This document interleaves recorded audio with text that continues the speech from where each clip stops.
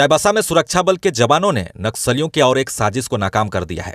Chaibasa SP Ashutosh Shekhar को मिली गुप्त जानकारी के आधार पर जेठिया थाना क्षेत्र अंतर्गत जंगली पहाड़ी क्षेत्रों में नक्सलियों के खिलाफ संचालित अभियान के क्रम में आज 3-3 केजी के 2 आईडी को जवानों ने बरामद कर विनिष्ट कर दिया है। यह नक्सलियों के खिलाफ जवानों की एक बड़ी सफलता मानी जा रही है।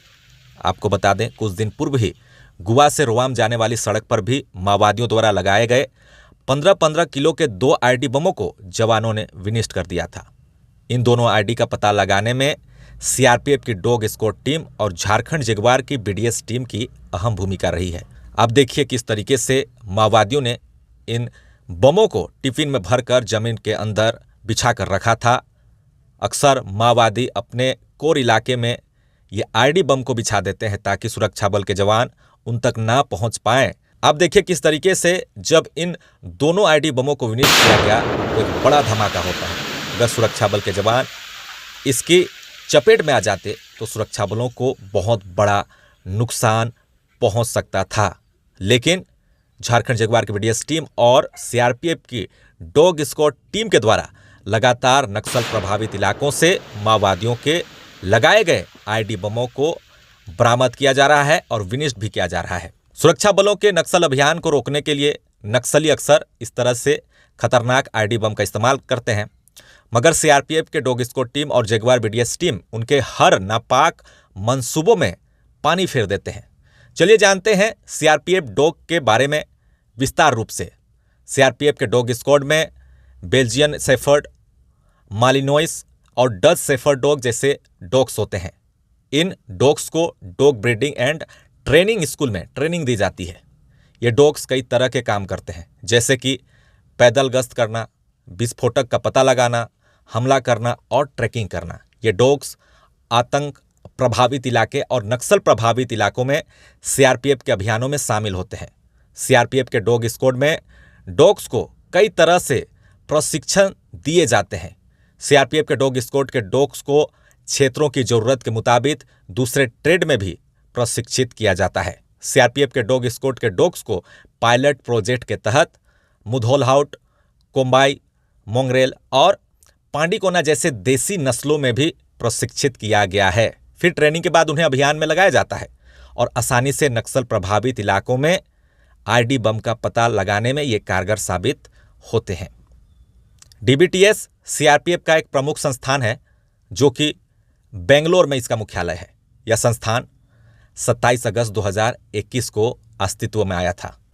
इस संस्थान ने कई डॉग हैंडलरों को प्रशिक्षित किया है और साथ ही डॉग्स को भी ट्रेनिंग दी जाती है। यहाँ इन सीआरपीएफ डॉग स्क्वाड की मदद से अब तक सैकड़ों आईडी बम को नक्सल प्रभावित इलाकों से सफलतापूर्वक बरामद किया जा चुका है।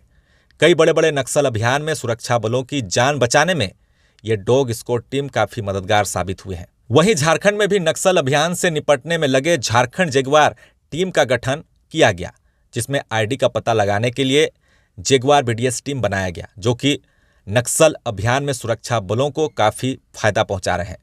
झारखंड जगुआर यानी भरोसा का दूसरा नाम।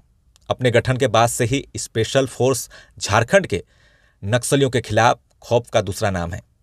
17 साल पहले जब झारखंड के लगभग सभी जिलों में नक्सलियों की धमक थी, तब इस फोर्स का गठन हुआ।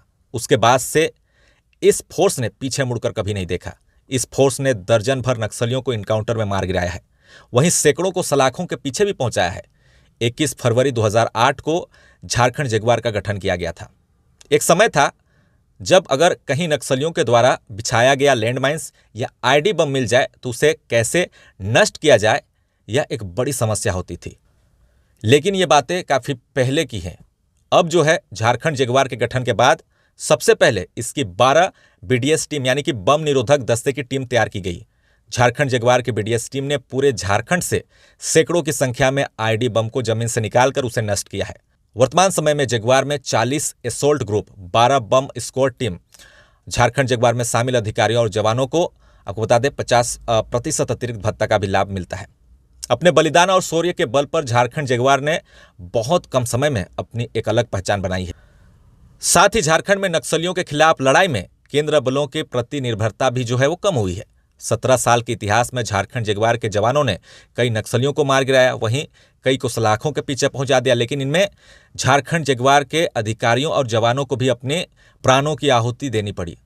पिछले 17 सालों में 23 जगुआर वीरगति को प्राप्त हो चुके हैं।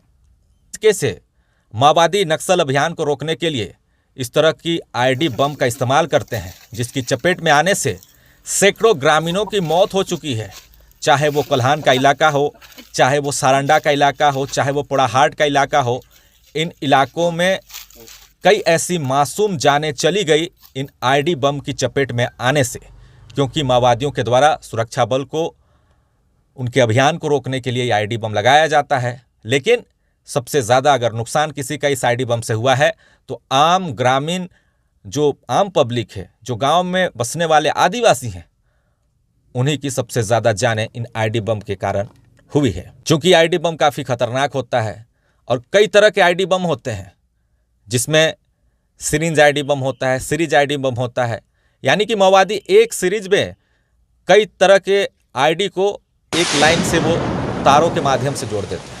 एक सिरिंज आईडी बम होता है जहां पैर रखते ही सिरिंज यानी कि इंजेक्शन, जो कि मेडिकल फील्ड में इस्तेमाल होता है, उस सिरिंज का इस्तेमाल माओवादी एक तरह से स्विच के रूप में वो काम करते हैं। जैसे ही किसी का भी पैर उस सिरिंज पर पड़ता है, तार जो है वो कनेक्ट हो जाता है और आईडी ब्लास्ट हो जाता है। कई ऐसे मामले हुए जहां पर सिरिंज बम की धमाके से कई लोगों की जान चली गई है। सुरक्षा बल के जवान भी इसकी चपेट में आ गए हैं। यानी कि एक तरह से कहें तो इस नक्सल अभियान में कई तरह की चीज़ें देखने को मिली, जिसमें सुरक्षा बलों को नुकसान पहुंचाने के लिए बूबी ट्रैप भी बनाए गए थे माओवादियों के द्वारा, जो कि आजकल काफ़ी कम मिल रहे हैं। लेकिन सबसे ज़्यादा अगर नुकसान की बात करें तो सुरक्षा बलों के अलावा ग्रामीणों को सबसे ज़्यादा इन आईडी बमों से हुई है। एक बार फिर से देखिए किस तरीके से अगर सुरक्षा बल के जवान इसी चपेट में आते तो बड़ा नुकसान पहुंच सकता था। फिलहाल अभी के लिए बस इतना ही। नेक्स्ट अपडेट के लिए जुड़े रहे हमारे साथ। देखते रहे न्यूज़ आपका। धन्यवाद।